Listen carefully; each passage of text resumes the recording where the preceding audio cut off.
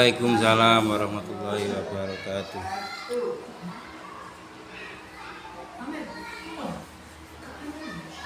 Hamdan wa syukran lillah amma ba'du. Yang kami hormati Ibu Kepala Sekolah SDN Purworejo 2, yang kami hormati Bapak Ibu Dewan Guru peserta diseminasi CGB Angkatan 11 Kabupaten Jember SDN Purworejo 2. Pertama-tama marilah kita panjatkan puja dan puji syukur kehadirat Ilahi Robbi, yang mana pada kesempatan pagi hari ini kita dapat berkumpul di suatu tempat yang insya Allah penuh barokah ini dalam keadaan sehat walafiat. Amin Allahumma amin.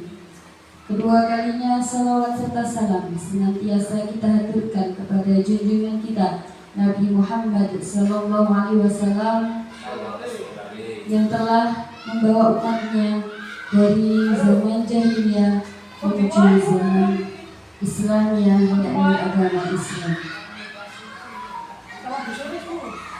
Bapak Ibu Dewan Guru yang kami hormati, di sini kami sebagai pembawa acara akan membacakan susunan acara pada pagi hari ini. Acara yang pertama pembukaan, acara yang kedua diseminasi dengan judulnya menyebarkan pemahaman dan penerapan pengalaman budaya positif. Sebelum acara kita mulai, marilah kita buka acara pada pagi hari ini dengan pembacaan ummul kitab bersama-sama. Ila hadratin Nabi Mustafa Muhammad sallallahu alaihi wasallam, sayyidina Muhammad.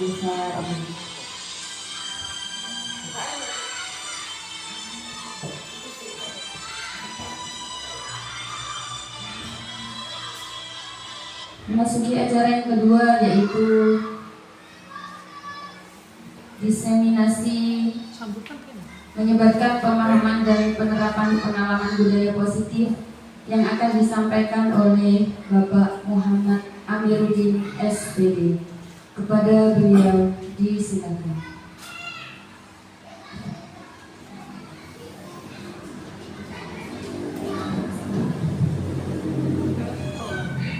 Mohon izin Bu KS, Bapak Ibu Dewan Guru. Bismillahirrahmanirrahim. Assalamualaikum warahmatullahi wabarakatuh. Waalaikumsalam warahmatullahi wabarakatuh. Yang terhormat Ibu Kepala Sekolah SDN Purworejo 2 dan kepada Bapak Ibu Dewan Guru yang senantiasa kami hormati. Pertama-tama marilah kita panjatkan puji syukur kehadirat Allah Subhanahu wa taala, yang mana pada pagi hari ini telah melimpahkan beberapa hidayah serta inayahnya sehingga kita bisa berkumpul di sini majelis dalam keadaan sehat walafiat. Salawat serta salam semoga tetap tercurahkan kepada junjungan kita Nabi besar Muhammad Sallallahu Alaihi Wasallam, yang akan kita harapkan selamanya kelak di hari kiamat. Allahumma amin.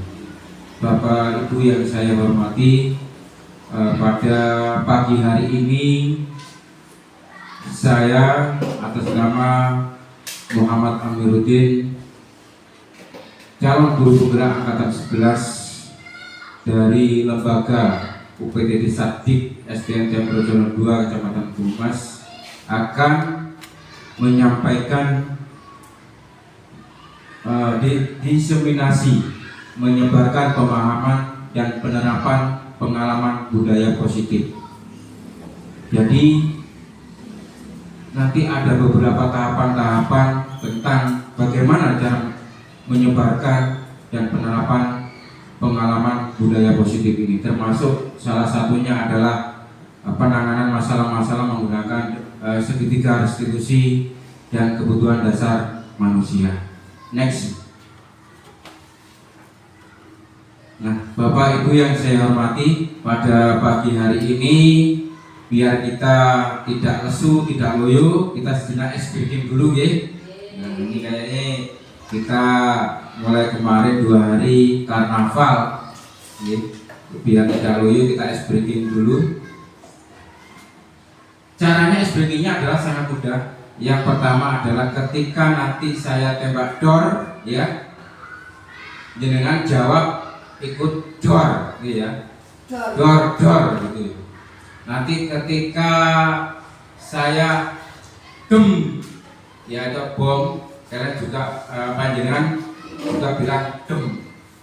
Terus ketika dor begini, nanti jenengan tidak kena seperti itu. Oke, kita ice breaking dulu sebentar. Oke, monggo Bapak Ibu sudah siap ya? Siap. Duduk aja, duduk mawon. Oke, langsung saja biar kita semakin semangat di dalam mengikuti diseminasi penyebaran pemahaman dan penerapan budaya positif pada pagi hari ini. Sudah siap? Siap. Dor. Dem. Dor. Gak kena. Iya, terima kasih. Cukup ya? Kayaknya sudah semakin suasana semakin semangat ya, moga semangat panjenengan semua. Dan hidangan-hidangan yang sudah ada monggo bisa dicicipi Bapak Ibu sekalian sambil kita diskusi tentang penerapan budaya positif pada pagi hari ini. Next.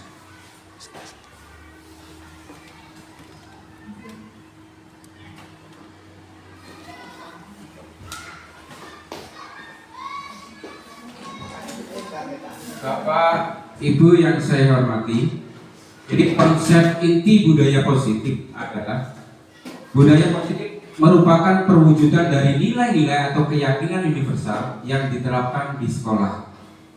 Budaya positif dapat mendorong murid untuk mampu berpikir, bertindak dan mencipta sebagai proses memerdekakan dirinya sehingga murid mampu mandiri dan bertanggung jawab.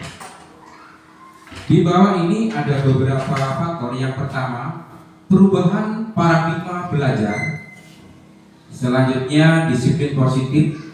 Ada kebutuhan dasar manusia, motivasi perilaku manusia, posisi kontrol guru, termasuk ada keyakinan kelas dan segitiga restitusi. Ini yang akan kita bahas pada pagi hari ini.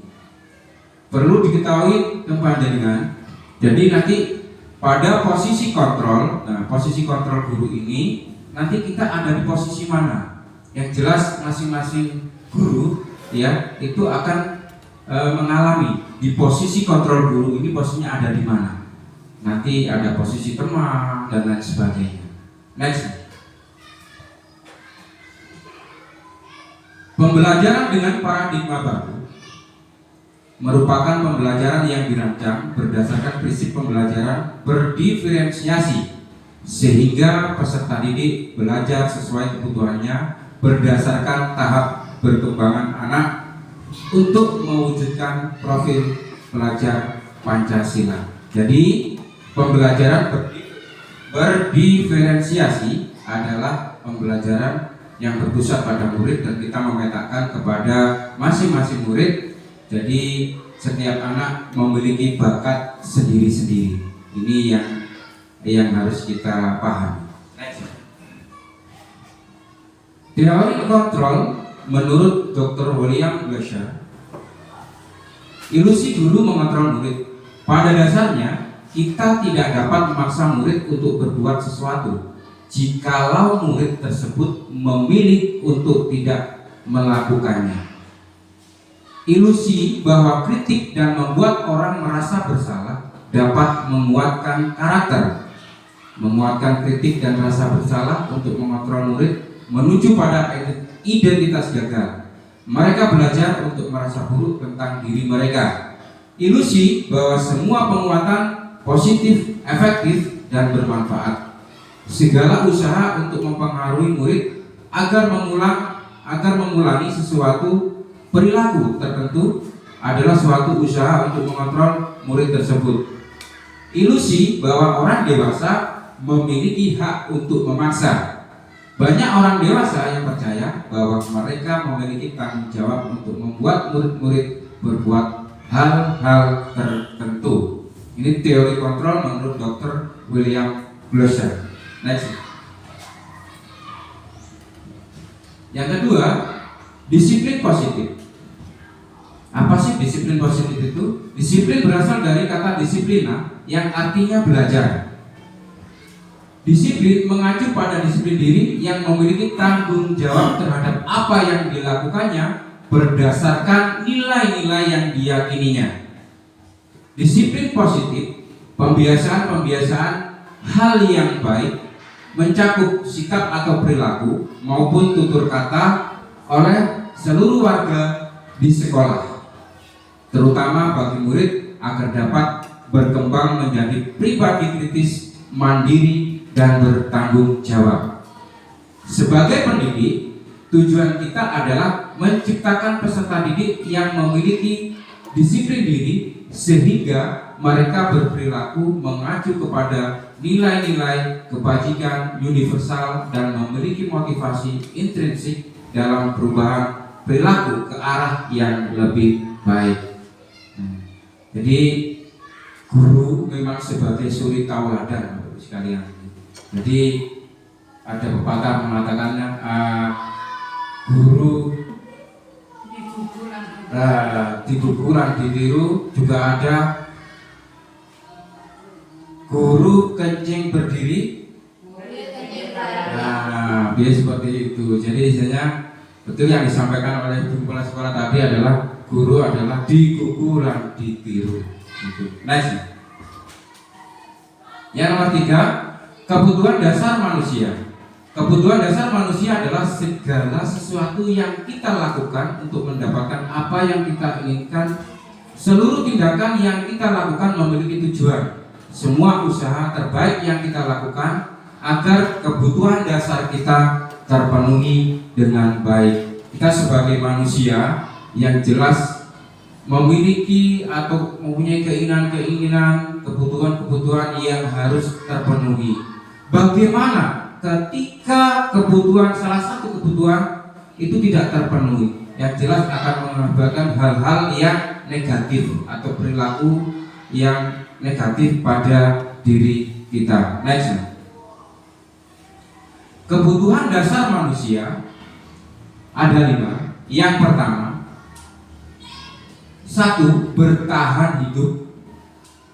Ya, bertahan hidup itu berhubungan dengan makanan, minuman, pakaian, tempat tinggal, keamanan, dan kesehatan. Ini kebutuhan bertahan hidup. Yang jelas ketika kita hidup pasti membutuhkan yang nomor 1 ini, makanan, minuman, pakaian, tempat tinggal, keamanan, dan kesehatan. Ini. Jadi untuk bertahan hidup. Bagaimana manusia untuk bertahan hidup? Adalah dengan cara bekerja. Dengan cara bekerja. Yang nomor 2, kasih sayang dan rasa diterima. Rasa diterima, dipedulikan, berbagi, kerjasama, dan menjadi bagian dari kelompok.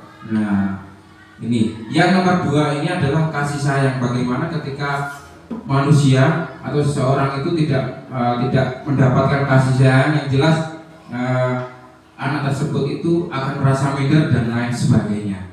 Ini. Dan ketika siswa-siswi kita itu tidak mendapatkan perhatian kasih sayang kita, yang jelas mereka ini akan merasa terkucilkan atau merasa dibeda-bedakan seperti itu, Bapak Ibu sekalian. Yang ketiga, penguasaan. Nah, penguasaan. Yang pertama adalah harga diri, keinginan untuk dianggap, memimpin, berprestasi, diakui, dan didengar. Ini kebutuhan dasar manusia yang nomor 3 tentang penguasaan. Yang keempat, kebebasan. Jadi mandiri, memiliki pilihan, mencoba hal baru, dan mampu mengendalikan arah dirinya. Yang terakhir, kebutuhan dasar manusia adalah kesenangan. Bermain, humor, antusias, dan tertawa. Ya, ini yang nomor 5. Next. Yang keempat, motivasi perilaku manusia. Ini ada hubungan dengan segitiga restitusi Bapak sekalian. Jadi bagaimana cara kita menangani siswa dan siswi ketika mempunyai masalah. Yang pertama, hukuman. Hukuman ini adalah tidak terencana, datang secara tiba-tiba. Murid tidak tahu apa yang akan terjadi. Bersifat satu arah, berupa hukuman fisik atau psikis. Ini adalah hukuman. Yang kedua, konsekuensi. Terencana, disepakati sesuai aturan, murid tetap dibuat tidak nyaman, sikap guru selalu memonitor murid. Ini konsekuensi. Yang ketiga, restitusi. Proses menciptakan kondisi bagi murid untuk memperbaiki kesalahan. Yang kedua, proses kolaboratif yang mengajarkan murid untuk mencari solusi sendiri. Next.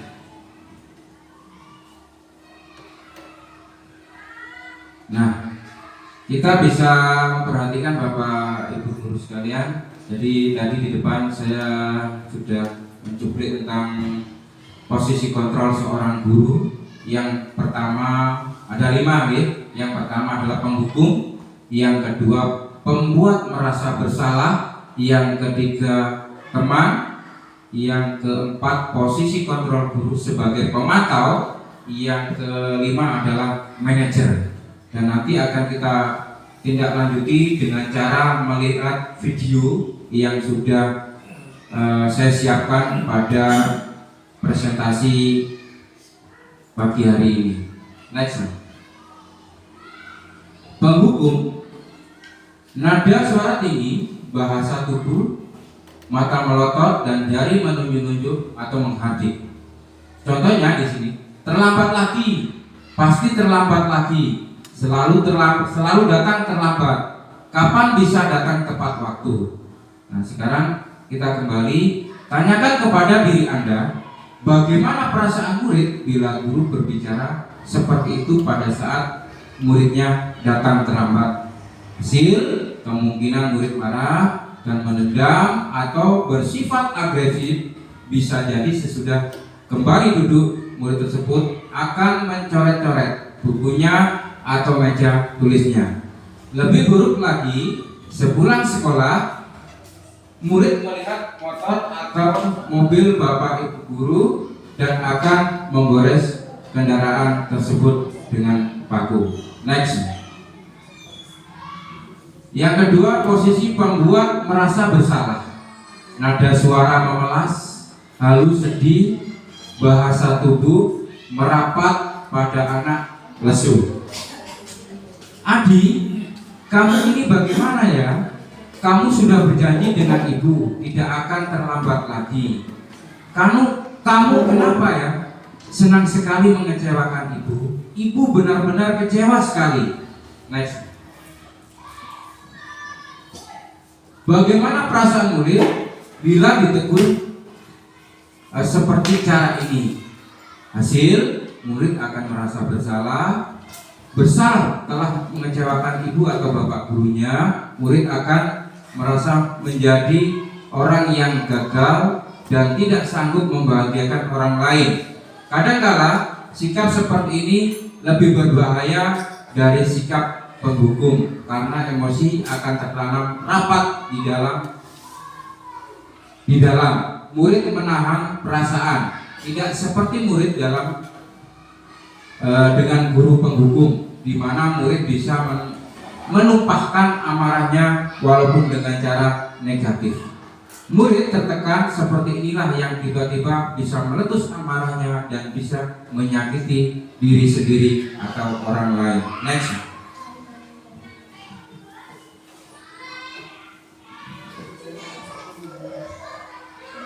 Sekarang posisi teman. Nada suara ramah, akrab dan bercanda, bahasa tubuh merapat pada murid, mata dan senyum jenaka. Adi, ayolah, bagaimana sih kamu? Kemarin kamu sudah janji ke bapak, bukan? Ke bapak bukan? Kenapa terlambat lagi? Sambil tertawa ringan. Ya sudah, tidak apa-apa. Duduk dulu sana, nanti Pak Guru bantu. Kamu ini sambil senyum-senyum. Ini adalah sikap posisi kontrol sebagai teman. Bagaimana perasaan murid dengan sikap guru seperti ini? Hasilnya, murid akan merasa senang dan akrab dengan guru. Ini termasuk dampak yang positif. Hanya saja di sisi negatif, murid menjadi tergantung pada guru tersebut. Bila ada masalah, dia merasa bisa mengandalkan guru tersebut dan membantunya. Akibat lain dari posisi teman, Adi hanya akan berbuat sesuatu bila yang menyuruh adalah guru tersebut, dan belum tentu berlaku yang sama dengan guru atau orang lain. Ini posisi kontrol ketika posisi kita menjadi teman, Bapak Ibu sekalian. Next. Posisi kontrol yang selanjutnya adalah pemantau. Posisi pemantau. Nada suara datar, bahasa tubuh yang formal. Guru, Adi, tahukah kamu jam berapa kita memulai? Adi, tahu Pak. Guru, kamu terlambat 15 menit. Apakah kamu sudah mengerti konsekuensi yang harus dilakukan bila terlambat? Adi menjawab, paham Pak. Saya harus tinggal kelas pada jam istirahat dan mengerjakan tugas ketertinggalan saya. Guru menjawab, ya benar. Nanti pada saat jam istirahat kamu harus tinggal di kelas untuk menyelesaikan tugas yang tertinggal tadi. Saya tunggu. Next. Bagaimana perasaan murid diperlakukan seperti ini? Alhasil, murid memahami konsekuensi yang harus dijalankan karena telah melanggar salah satu peraturan sekolah. Guru tidak menunjukkan suatu emosi yang berlebihan menjadi marah atau membuat merasa berbuat salah. Murid tetap dibuat tidak nyaman, yaitu dengan harus tinggal kelas pada waktu jam istirahat dan mengerjakan tugas. Guru tetap harus memantau murid pada saat mengerjakan tugas di jam istirahat, karena murid tidak bisa ditinggal sendiri karena faktor sebagai manusia, makhluk sosial, Bapak Ibu sekalian, ini. Jadi murid ketika posisi pemantau ini tidak mengenakan kepada siswa ketika istirahat, ketika temannya istirahat, yang melanggar tadi tetap mengerjakan di dalam kelas. Next. Sekarang posisi manajer atau posisi kontrol guru yang terakhir di sini. Nada suara tulus, bahasa tubuh tidak kaku, mendekat ke murid. Guru, Adi, apakah kamu mau tahu jam berapa sekolah dimulai? Adi menjawab, tahu Pak, jam 7. Guru, ya, jadi kamu terlambat. Kira-kira bagaimana kamu akan memperbaiki masalah ini? Adi, saya bisa menanyakan teman saya Pak untuk mengejar tugas yang tertinggal. Guru menjawab, baik, itu bisa dilakukan. Apakah besok akan ada masalah untuk kamu agar bisa hadir tepat waktu ke sekolah? Adi, tidak Pak, saya bisa hadir tepat waktu. Guru, baik, saya hargai usahamu untuk memperbaiki diri. Ini adalah posisi manajer, posisi kontrol seorang guru sebagai manajer, Bapak Ibu sekalian. Next. Bagaimana perasaan murid diperlakukan seperti ini? Pada posisi manajer, maka suara guru sebaiknya tulus, tidak perlu marah, tidak perlu meninggikan suara, apalagi menunjuk jari ke murid, berkaca pinggang atau bersikap seolah-olah menyesal, tampak sedih sekali akan perbuatan murid atau bersunda gurau menempatkan diri sebagai teman murid. Fokus ada pada murid, bukan untuk membahagiakan guru atau orang tua. Murid sudah mengetahui adanya suatu masalah dan sesuatu perlu terjadi. Bila guru mengambil posisi pemantau, guru akan melihat apa konsekuensi, apa peraturannya. Namun pada posisi manajer, guru akan mengembalikan tanggung jawab pada murid untuk mencari jalan keluar permasalahannya, tentu dengan bimbingan guru. Next. Nah, Bapak Ibu sekalian, mari kita lihat penjelasan 5 posisi kontrol yang akan disampaikan oleh Ibu Dia Samsiati Rajasa MSc. Ini beliau adalah praktik guru dan praktisi pendidikan. Monggo Mas Diplay.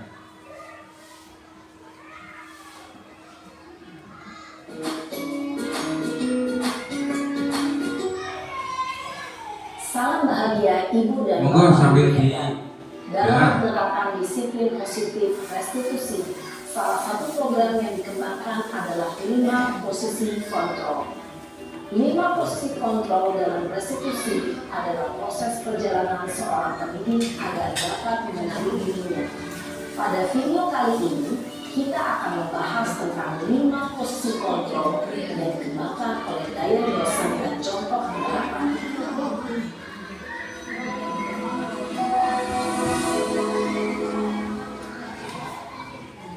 5 posisi kontrol itu adalah 1. Posisi penghukum. 2. Posisi pembuat merasa bersalah. 3. Posisi teman. 4. Posisi pemantau atau monitor. Dan 5. Posisi manajer. Untuk lebih memahami kelima posisi tersebut, mari kita saksikan kasus Naren yang terlambat hadir 20 menit di sekolah dan melihat bagaimana kelima posisi kontrol dalam menghadapi masalah tersebut.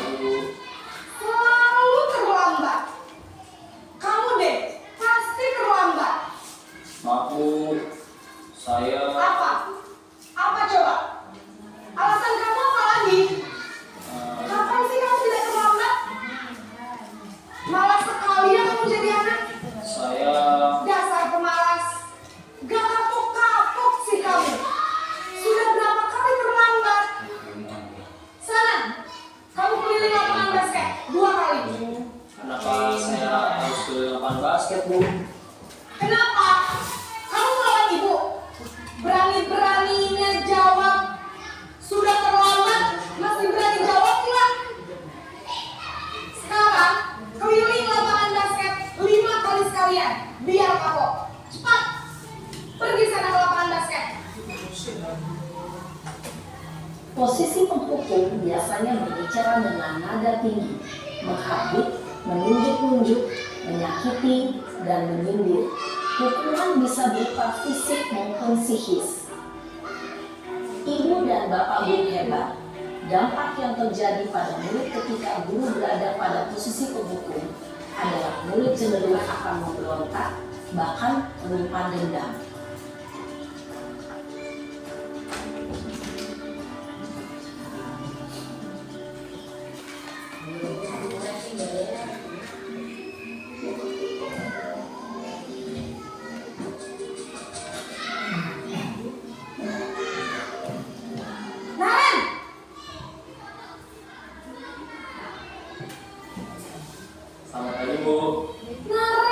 Naren, kamu kenapa terlambat lagi, nak? Ya Tuhan, Naren, kamu senang ya bikin ibu susah ya? Kalau kamu terlambat lagi, nanti ibu yang ditegur bapak kepala sekolah, nak. Disangka ibu tidak bisa membina kamu. Duh, gimana ini? Maaf Bu. Duh, Gusti Naren. ibu ditegur bapak kepala sekolah. Terus, sekarang ibu harus tulis apa yang di buku absen? Ini kamu sudah sering terlambat loh. Ibu harus apa coba? Maaf Bu, maaf sekali. Ya sudah, lain kali jangan bikin ibu susah lagi ya nak ya. Ibu tidak akan kuat lagi kalau kamu begini terus. Bisa jantungan kalau ibu ditegur bapak kepala sekolah. Sana cepat ke kelas. Maaf ya Bu, maaf sekali. Posisi pembuat rasa bersalah berbicara dengan nada tenang, cenderung lembut, namun kata-kata yang diutarakan membuat murid merasa menjadi orang yang gagal, memandang buruk dirinya sendiri, merasa tidak berharga, dan tidak sanggup membahagiakan orang lain.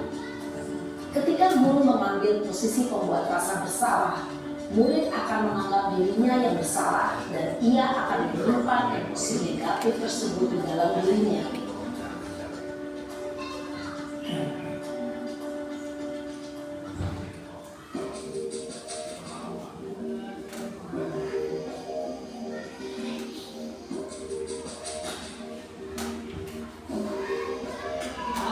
Naren!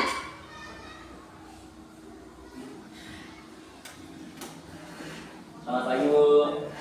Wah, jam berapa ini nak? Terlambat lagi ya sayang. Iya Bu, habis ibu saya lupa melawankan saya Bu. Kamu malah menyalahkan ibu kamu. Kamu bukannya anak yang larinya paling kencang. Kok terlambat sih? Iya Bu, saya memang terlambat bangun tadi. Jadi biarpun saya lari kencang, tetap gak kekejar Bu. Ya sudah sana. Nanti lain kali larinya lebih kencang lagi ya. Biar gak terlambat lagi. Bikin senang ibu. Demi ibu. Bisa kan? Bisa lah Bu. Ya sudah sana masuk kelas. Ibu beresin urusan absen kamu. Kamu ini ada-ada saja.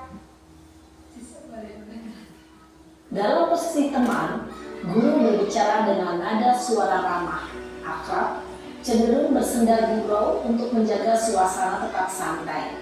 Murid akan merasa senang, aman, dan akrab dengan guru. Identitas yang tercipta adalah identitas sukses atau berhasil. Namun, perlu diingat, karena ini masih dorongan eksternal, maka ada faktor ketergantungan dari murid kepada orang tertentu. Di sini, guru absennya, sehingga di lain waktu, murid bisa berperilaku baik, namun hanya kepada orang-orang tertentu saja.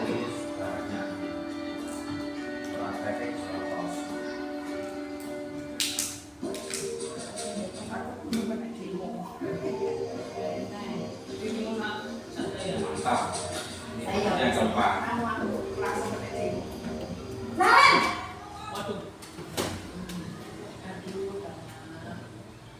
Selamat pagi Bu.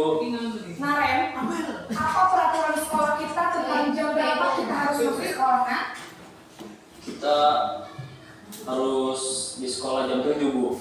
Iya betul, sekarang sudah jam 7.20. Naren sudah tahu konsekuensinya jika terlambat hadir. Paham Bu. Saya harus tinggal kelas pas jam istirahat selama 20 menit. Iya benar, konsekuensinya demikian. Jadi nanti jam 9.30 pas istirahat, kamu harus tinggal di kelas, kerjakan tugas tambahan untuk ketertinggalan kamu, ya? Baik Bu. Posisi pemantau mengandalkan penghitungan atau data untuk mengontrol murid. Guru mengarahkan murid berdasarkan peraturan dan konsekuensi. Seorang pemantau menunjukkan bahasa tubuh dan ekspresi wajah yang datar dan cenderung formal.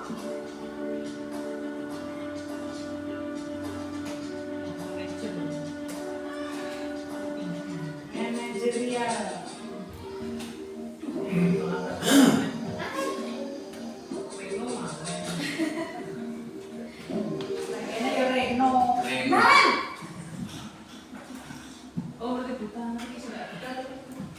Selamat pagi Bu. Selamat pagi, Naren. Bu. Maaf Bu.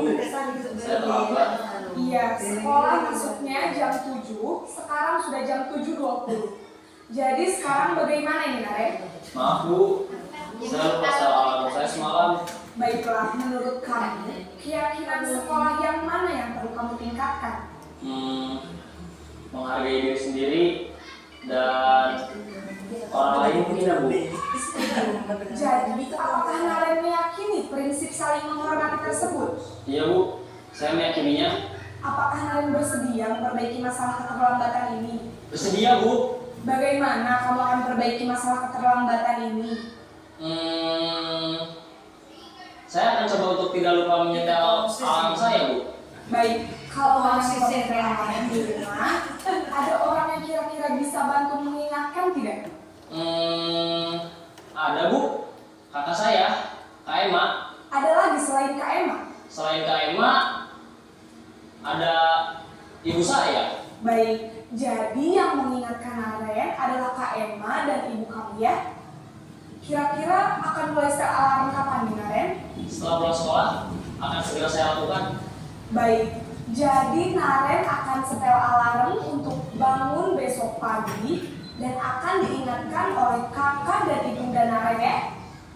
Ada lagi yang mungkin perlu dilakukan Naren? Agar tidak terlambat bangun lagi. Tidak ada Bu. Baik Naren, terima kasih untuk kerjasama kamu. Sekarang kamu perlu kembali ke kelas untuk belajar. Baik Bu, terima kasih. Posisi manajer adalah posisi kontrol yang disarankan untuk membimbing murid memiliki sikap disiplin yang positif, yaitu murid yang mandiri, bertanggung jawab, dan dapat memecahkan masalah. Tujuan dari posisi ini adalah agar murid dapat berefleksi atas tindakannya. Guru akan dengan tulus memberikan pertanyaan-pertanyaan bermakna, sehingga membuat murid dapat belajar dari kesalahannya dan mencari sebuah solusi untuk menyelesaikannya. Ibu dan bapak guru hebat, setelah mengamati adegan kelima posisi kontrol tadi, kira-kira posisi mana yang paling ideal? Posisi mana yang dapat menunjang motivasi intrinsik murid? Ya, tentu posisi manajer. Posisi ini memang posisi ideal yang ingin dituju setiap pendidik. Pada posisi inilah, guru dapat menerapkan disiplin positif yang berpihak pada murid, yang memerdekakan murid. Perjalanan seorang pendidik tentunya tidak mudah untuk sampai pada posisi seorang manajer. Namun, tujuan kita pasti, yaitu menciptakan murid-murid yang mandiri, merdeka, dan bertanggung jawab. Semoga penggambaran 5 posisi kontrol yang telah diperlihatkan ini dapat menjadi ajang refleksi bagi kita semua, agar dapat terus mengasah dan menerapkan disiplin positif yang memerdekakan murid. Mari terus berlatih dan bersemangat. Selamat menerapkan. Salam dan bahagia Ibu dan Bapak Guru hebat.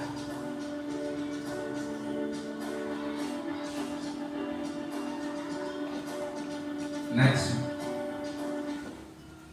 Baiklah Bapak Ibu sekalian, kurang lebih sekitar 10 menit tadi kita telah menyaksikan ada 5 posisi kontrol dari 1 sampai dengan 5. Yang terakhir adalah tadi manajer.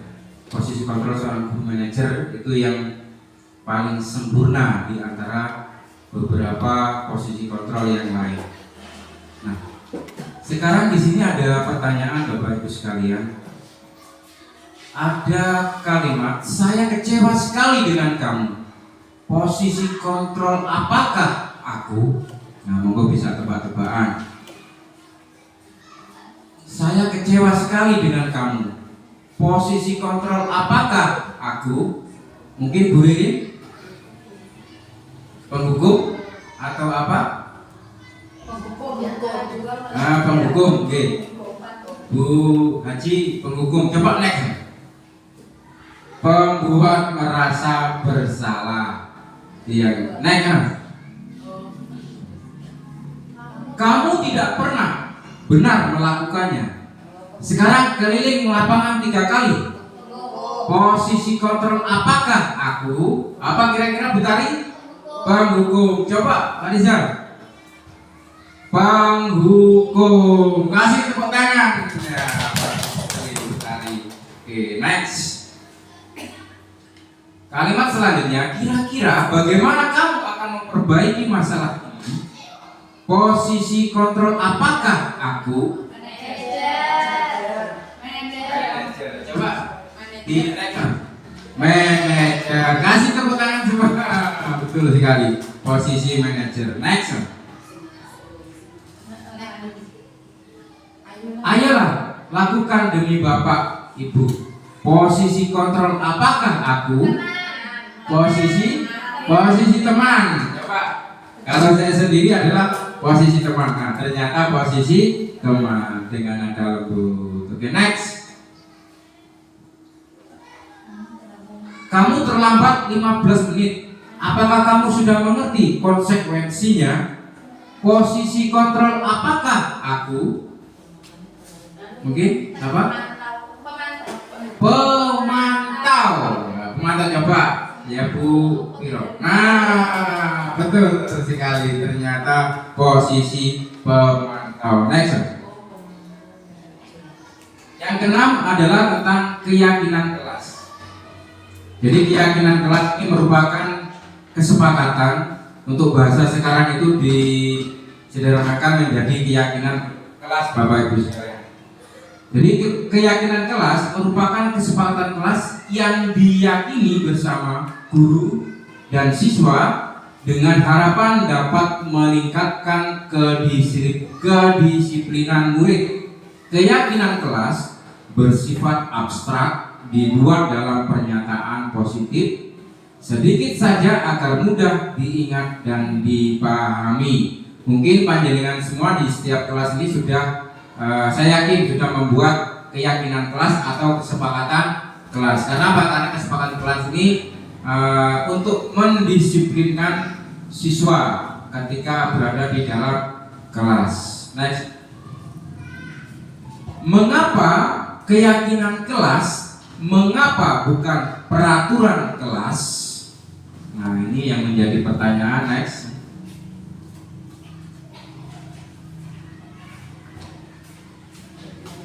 Nah, sekarang kita melangkah ke segitiga restitusi. Apakah segitiga restitusi itu what? Nah, bisa panjenengan lihat semua di sini pada layar proyektor.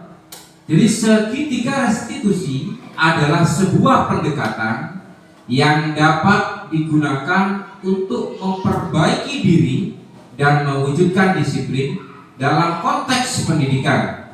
Segitiga restitusi dapat digunakan untuk membantu siswa yang bermasalah. Segitiga restitusi bertujuan untuk menciptakan kondisi yang memungkinkan siswa memperbaiki kesalahan mereka sehingga mereka dapat kembali ke kelompoknya dengan karakter yang lebih kuat. Jadi cara menangani siswa dengan menggunakan segitiga restitusi Bapak Ibu. Jadi ketika ada segitiga restitusi, ya barusan sudah kita lihat semua. Jadi segitiga restitusi proses menciptakan kondisi bagi murid untuk memperbaiki kesalahan murid sehingga murid tersebut kembali ke kelompok mereka dengan karakter yang lebih kuat karena telah melakukan kesalahan sehingga dia menyadari kesalahannya, kembali ke kelompoknya atau ke teman-temannya, ke kelasnya, dia karakternya lebih kuat lagi, tidak mengulangi kesalahan yang telah diperbuatnya. Yang selanjutnya, proses dialog yang dijalankan oleh guru agar dapat menghasilkan murid yang mandiri dan bertanggung jawab. Next. Selanjutnya adalah menstabilkan identitas. Berdasarkan prinsip pembuat kesalahan adalah bagian dari proses pembelajaran. Menggeser identitas gagal ke identitas sukses. Ini adalah menstabilkan identitas. Next.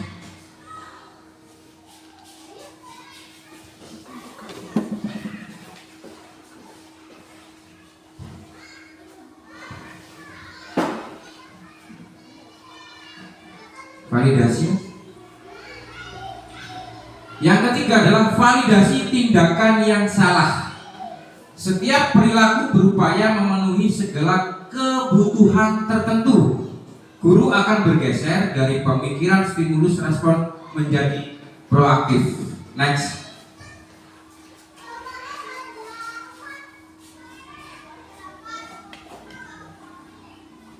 Tahapan segitiga restitusi, validasi tindakan yang salah. Yang pertama, padahal kamu bisa melakukan yang lebih buruk dari ini ya. Kamu pasti punya alasan mengapa melakukan hal itu. Kamu patut bangga pada dirimu sendiri karena kamu telah melindungi sesuatu yang penting buatmu. Kamu boleh mempertahankan sikap itu, tapi kamu harus menambahkan sikap yang baru. Ini adalah tahapan segitiga restitusi, validasi tindakan yang salah. Next. Sekarang menanyakan keyakinan kelas. Murid akan diberi pertanyaan-pertanyaan bermakna untuk memunculkan motivasi intrinsik, mampu mengaitkan keyakinan dengan tindakan yang salah. Salah satu contohnya keyakinan tentang mungkin ketika di dalam kelas tidak boleh ramai seperti itu ya. Ini jadi berhubungan dengan keyakinan kelas atau peraturan kelas. Next. Tahapan segitiga restitusi menanyakan keyakinan apa yang kita percaya sebagai kelas atau keluarga. Apa nilai-nilai umum yang kita telah sepakati? Apa bayangan kita tentang kelas yang ideal? Kamu mau jadi orang yang seperti apa? Next. Nah, mari kita lihat Bapak Ibu sekalian. Ini video saya mencoba kemarin mempraktekkan menstabilkan identitas.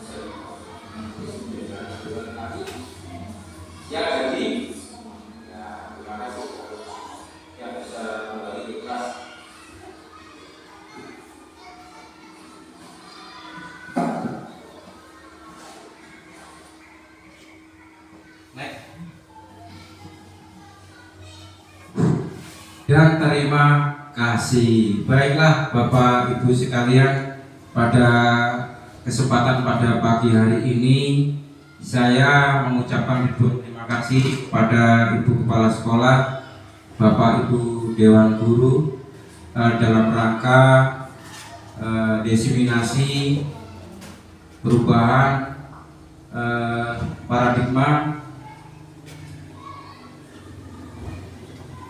budaya positif, penerapan pengalaman budaya positif di sekolah.